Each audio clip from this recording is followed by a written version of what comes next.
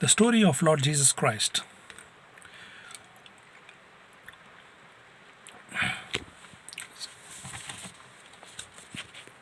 Praise the Lord. The 10 Commandments of Lord Jesus Christ. What are the 10 Commandments of Lord Jesus Christ? Jesus said, "Thou shalt have no other gods before me. Thou shalt not make any graven image and not bow down to them nor serve them. Thou shalt not take the name of the Lord thy God in vain. Keep the Sabbath day to sanctify it. Honor thy father and mother. Thou shalt not kill, neither shalt thou commit adultery, neither shalt thou steal, neither shalt thou bear false witness against thy neighbor, neither shalt thou desire thy neighbor's wife, neither shalt thou covet thy neighbor's house, his field, or his manservant, or his maidservant, his ox, or his ass, or anything that is thy neighbor's." So, what exactly does it mean that thou shalt have no other gods before me? It means to say that God is telling, "Thus saith the Lord," that you should not have any other gods before Him. He says that the Lord said that He is God and there is none besides Him. He is God. That means to say that only Lord Jesus Christ, His Father Yahweh, is God. The Holy Spirit is God. They say it's monotheism. That means there's only one God, but in but three different forms: the Father, the Son, and the Holy Spirit. The Father, the Son, and the Holy Spirit. So here we are talking about the Creator. Creator is the Father, the Son, and the Holy Spirit. So He said, "You should not have other gods. I am the God. Come to me. I'll help you. Thus saith the Lord," that He is the source of help, supply, and He is the supreme controller of all things. So He is saying that you should not go to other gods. Okay, come to me. Come to my Son Jesus Christ.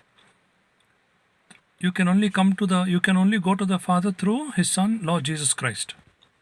Otherwise, you cannot go to God. God will straight away deny you. He said, "I don't know who you are." He said, "Yeah." But Jesus is the advocate. Jesus is the advocate to God. So He is going to plead our case in heaven. So if you confess in Lord Jesus Christ, if you confess that Jesus is Lord and believe from your heart that God raised Him from the dead, you will be saved. So it's salvation is an ongoing process. So so how does this work? So first is let's come to know about sin. What is sin? Sin is if you do not follow the moral laws of God, it is sin. Lies, adultery, theft, unbelief, being worldly, greed, fornication, and idolatry is sin. So you need to forsake the sinful pleasure of the world. What is there in the world? Sinful pleasure. So God forbids us to participate in that sinful pleasure. That we need to obey His moral laws, which I told you, the 10 Commandments. So if you don't follow the moral commandments, it is sin. So secondly, what God says, "Thou shalt not make any graven image and not bow down to them, nor serve them." Okay, so image, idolatry. You can't make any images of gods from your hands and say that this is God and I'm going to bow down and worship that idol. Nobody has seen God. How can they make the idols? Idols are made, that is the artistic expression. Okay, so that's how it happens. So God says, God forbid, no, you can't bow down, nor you can make any graven image and worship.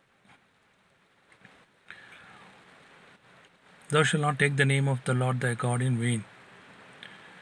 He's a big God. The oceans obey Him. The fire, the wind, everything obeys Him. Obeys the Creator, the King. God is a great God. He doesn't like us to take His name in vain. He doesn't like to take His name in vain. We have to always take God's name with respect. keep the Sabbath day to sanctify it, as the Lord thy God hath commanded thee. Sabbath day, 6 days you shall work, and on the seventh day you have to rest. Honor thy father and mother. Parents are our earthly providers, so we have to honor them. Thou shalt not kill. God said, do not kill. Do not kill anybody. If you kill, it is a sin. God will not forgive us. Shall thou kill? God said you're not supposed to kill anybody. Neither shall thou commit adultery. So that we should not go and commit adultery, fornication, impurities, debauchery. All this is sin. God said, stay away from all these things. Neither shall thou steal. We should not supposed to steal anybody's property, anybody's materials. It is a sin. Neither shall thou bear false witness against thy neighbor. We are not supposed to bear false witness and cause the innocent man to go to jail. So we have to not bear we should not bear false witness against the neighbor by taking money. Neither shall thou desire the neighbor's wife. Our neighbor's wife should be like our sisters, like our sisters, and we should not desire them. Neither shall thou covet the neighbor's house, not to take away his house. Oh God, this you should always, the wicked thoughts keep coming into our head. So we keep telling that this man has got a big house. Let's plan and take away his house by evil deeds. So that we don't take away his house.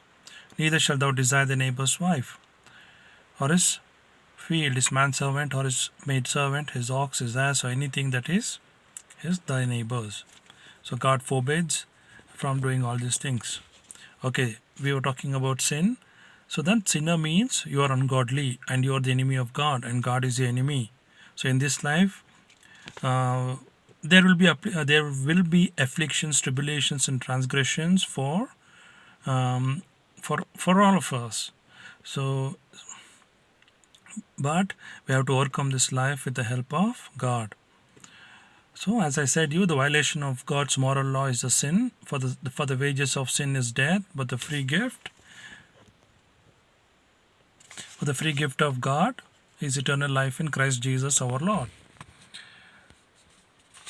So sin. So we are not supposed to sin. If we sin, so then we come to judgment. Now what's the judgment of God? Judgment of God is once we die on earth, God is going to bury one body here, another body is going to take to heaven. There will be judgment in heaven, whether the person will go to heaven or hell. Judgment is eternal life or damnation. What's damnation? The state of being damned. Condemnation. Openly expressed disapprobation. So God is going to judge us. He is going to either put us to heaven or hell upon his discretion. But God says that you have to believe in Lord Jesus Christ, worship him, follow his 10 commandments, read the Bible, pray every day and worship him. Only then we have to be godly. We have to ask Lord Jesus Christ for all the help to overcome the life's troubles and pains and difficulties, and then we can go to heaven through Lord Jesus Christ. At the present state, the world is going through a very difficult time, like the coronavirus, the COVID-19 has caused havoc and has caused havoc in our nation as well as others, and it has been a great difficulty for men, joblessness, homelessness, and at this time I feel that only Jesus can help us. So we have to call upon his name, ask him for help, seek him, plead at him, and he is the only one who can help us during these troubled times. So probably I pray to Jesus, asking him for all the help, like how I can overcome this coronavirus. Everywhere it is sealed, absolutely no freedom of worship, no freedom of travel, and so it's a very tough time out here. And at this juncture, we need Jesus, who is going to help us. Okay.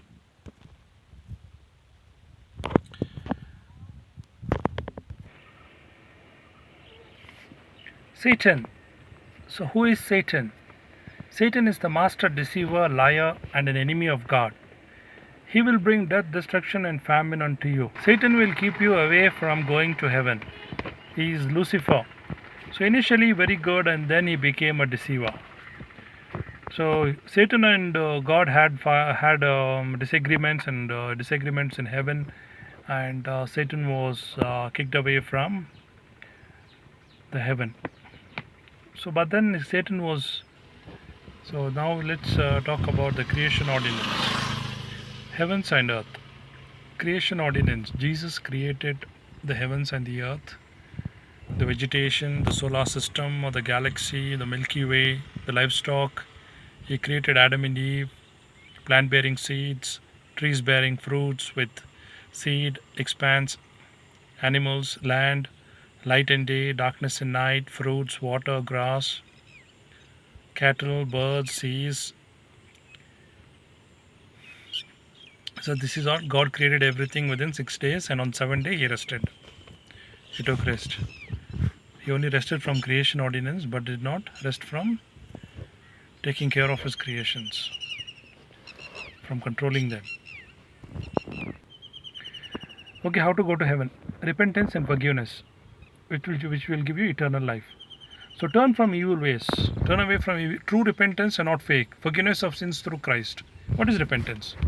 To turn or return to change the mind. Violation of his holy law is the relinquishment of any practice from conviction that it has offended God.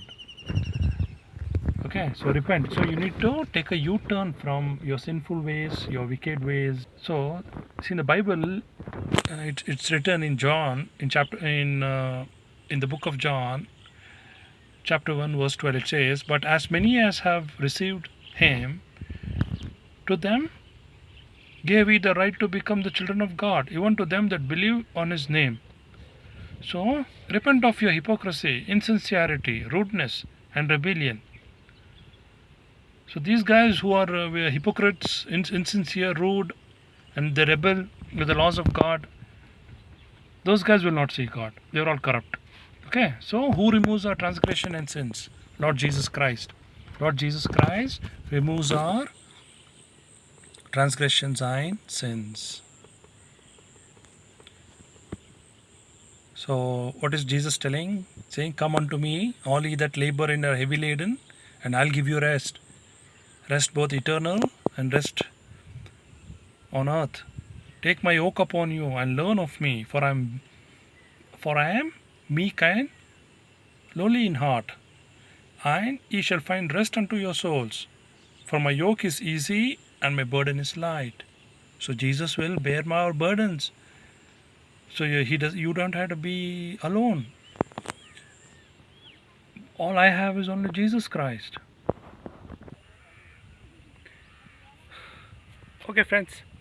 So, what is repentance? A heartfelt sorrow for sin, a renouncing of it, and a sincere commitment to forsake it and walk in obedience to Christ. Okay, folks? So, we need to walk in obedience to Christ. You repent of your sins. We always ask for repentance and seek forgiveness from Lord Jesus Christ. We tell God, "God, forgive us our sins," because we are human beings. So I'll explain to you about Lord Jesus Christ. Who is Lord Jesus Christ? Jesus Christ is God. So let's see about his ministry of healing and deliverance. What did Jesus preach? He preached repentance. He said, all of them, go and repent. Repent. Repent of your sins, of your evil doings, of your wickedness, insincerity, impurities. So he said, you seek repentance. Okay. So the kingdom of God is at hand. Eternal life in heaven. Okay, in heaven we have the Father's house. In our Father's house there are a lot of mansions. Jesus has room for all of us. But we have to look into Jesus for all our help. So Jesus came to give salvation for mankind. He said he is the way, the truth, and the life. Jesus healed the sick, blind, lame, raised the dead. He was an excellent preacher. Jesus feeds 5,000 people. The miracle. It's a miracle, you see. Jesus was traveling, doing his ministry. Then the multitudes followed him, but the multitudes followed him, and they didn't have food to eat. Story which happened 2,000 years ago. So Jesus wanted to give them food because they were following him. Lamb of God who beareth away the sin of this world.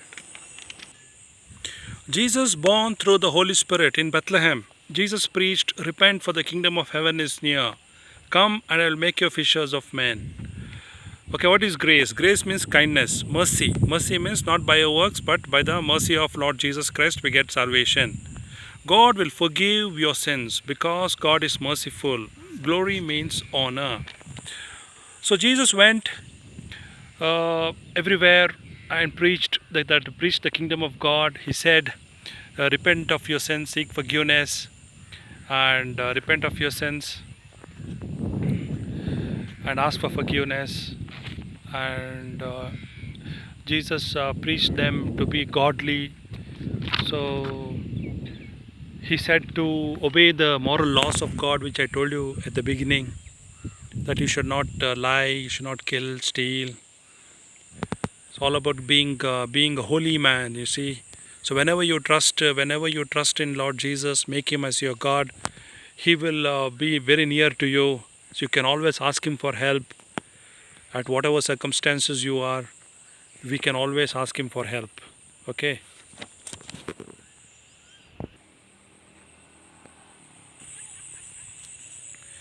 So this way Jesus went everywhere, preached the good news of God. But many of them many of them believed in the Father, and they became the disciples of Lord Jesus Christ, and they enjoyed eternal life in heaven. But wicked people killed Jesus. So the wicked people killed Jesus. They crucified him on the cross. The reason why did the Roman military killed Lord Jesus Christ? Because he said that he and his Father is one. And then he healed a man of a sickness on the Sabbath day. So that's why they killed Lord Jesus Christ on the cross. So if any man rebels against the Roman government 2000 years ago, then that man he was caught and he was crucified. A very horrible, excruciating, painful death. Why they crucify man on the crucifix? That's because it's a very painful death. So nobody should rebel against the Roman authority, the Roman government. So whenever whoever witnesses the crucifixion is very scared to his heart and soul is very scared. He's in a lot of fear to rebel against the Roman Empire. That's the purpose. So they use the same technique to kill Jesus Christ. So that they said, so the rumor was that Jesus was the king of Jews, he was going to be the king of Rome, and that's why the Roman soldiers did the same thing with Jesus. Okay, the resurrection, the ascension, and the redemption of Lord Jesus Christ. Christ was crucified on the cross, he died. He was buried. On the third day, God raised him from the dead. So God raised him from the dead. He was buried in the tomb, so God raised him. It's called resurrection of Lord Jesus Christ. What's ascension? After God came out of the tomb, he appeared to his disciples, and then he went to heaven. He was lifted to heaven. Redemption. God redeemed us from Satan. He took away our eternal life.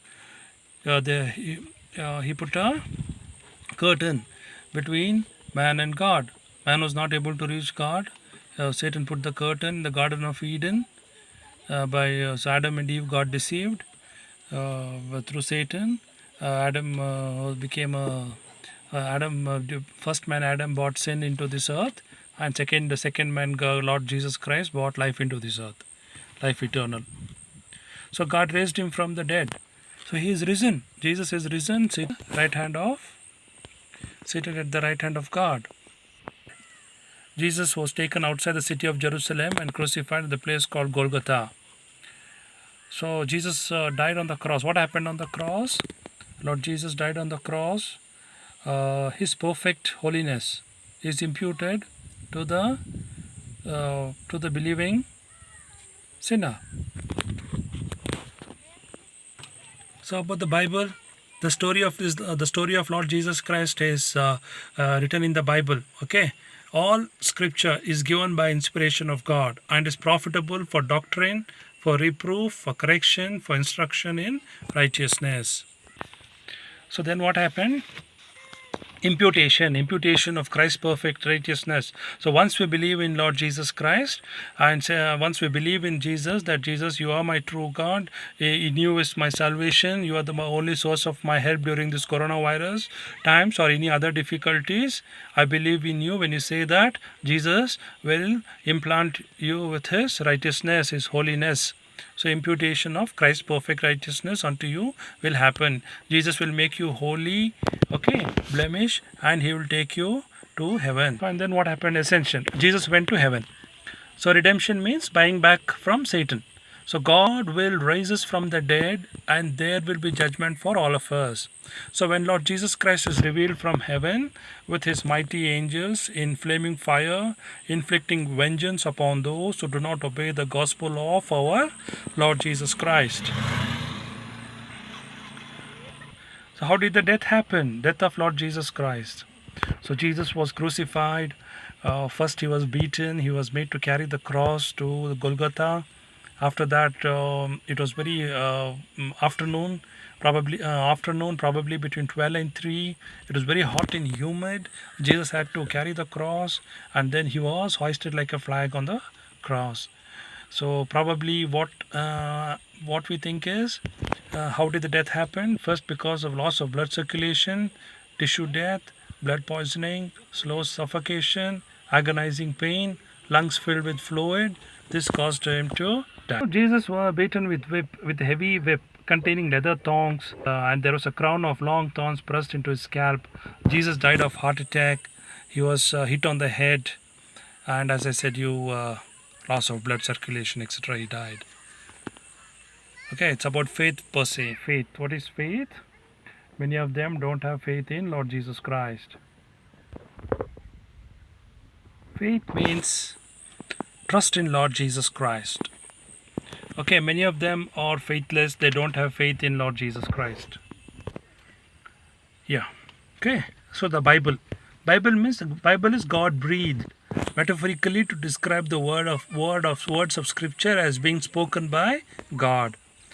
So I can do all things in Him that strengthen me. So what does it mean? What does biblical conversion mean? It means itself. Okay, conversion means itself means turning. Here it represents a spiritual turn. You are turning from sin to Christ. The turning from sin is called repentance, and the turning to Christ is called faith. So you convert your own self. Nobody is going to convert you. So you have to convert yourself by turning from sin and turning to Christ. And then once you believe in Lord Jesus Christ, what is going to happen? He will give you the Holy Spirit, the gift of Holy Spirit. Holy Spirit will come and dwell near you. He'll be like your helper. You can ask Him for all the help, whatever you need. So He is going to help you. It all has to be godly, no selfish asking, you see. So it also benefits your friends and things like that. So Holy Spirit salvation, to have faith, to be in Christ, to have the Spirit, the act of saving, preservation from destruction, danger, or great calamity. All right, friends.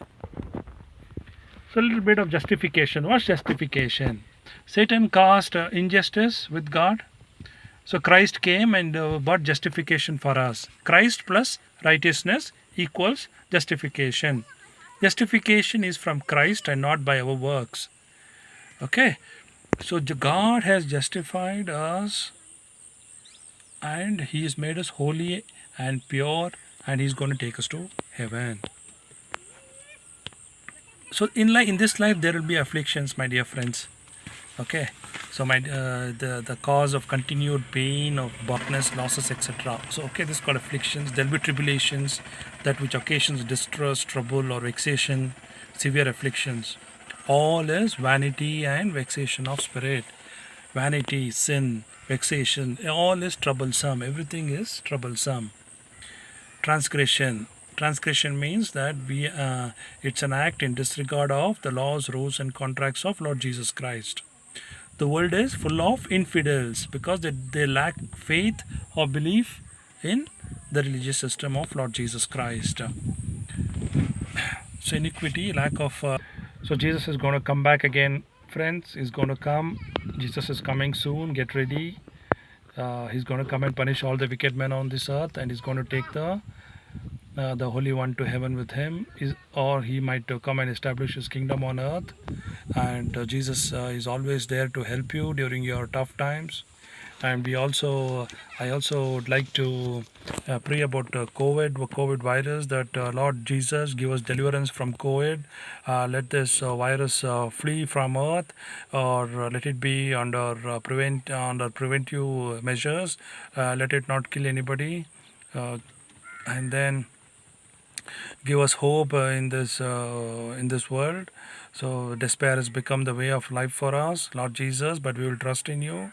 Let joy, hope, and faith be the way of life. Without you we can do nothing. You are our hope and strength. We look forward to you for all our help and support. Come and bless us, heal us, strengthen us. We give you all the glory, honor, and praise. Everything belongs to you on this earth, Lord Jesus Christ. We love you. Come and help us to love one another, not to fight and die like fools. Come and help us. In Jesus' name we ask and pray. Amen.